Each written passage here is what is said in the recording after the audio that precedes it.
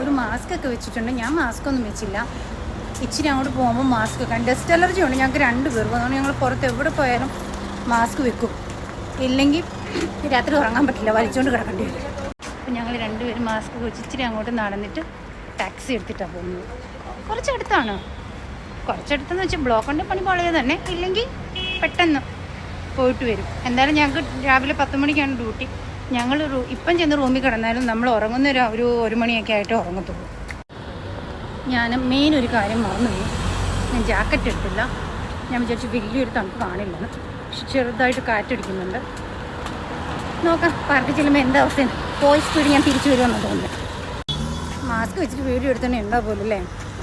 നമ്മുടെ സലോണിൻ്റെ ഫ്രണ്ടിൽ നിന്നാൽ തന്നെ നമുക്ക് ടാക്സി കിട്ടും.